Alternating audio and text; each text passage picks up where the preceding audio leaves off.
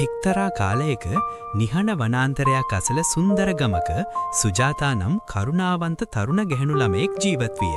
ඇයට මෘදු හදවතක් තිබූ අතර සෑම විටම සතුට හා ආශිර්වාදයේ ඉල්ලා යාඥා කළාය. සුජාතා ප්‍රාර්ථනාවක් කළාය.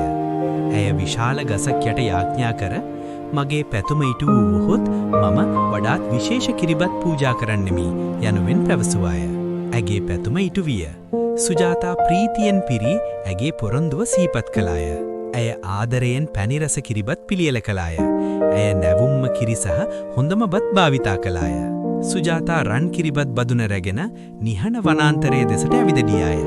වනාන්තරයේ ගසක් යට නිහඬව වාඩි වී සිටින ඊතා සිහින් ශුද්ධ මිනිසෙකු ඇය දුටුවාය.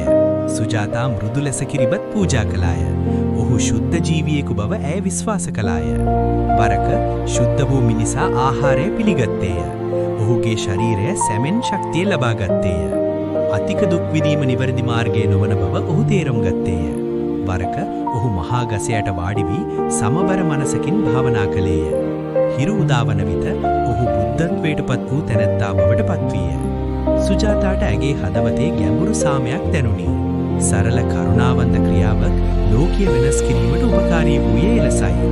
කුඩා යහපත් ක්‍රියාවක් පවා සූර්යාවෙන් බබලවන්නට පුළුවන්.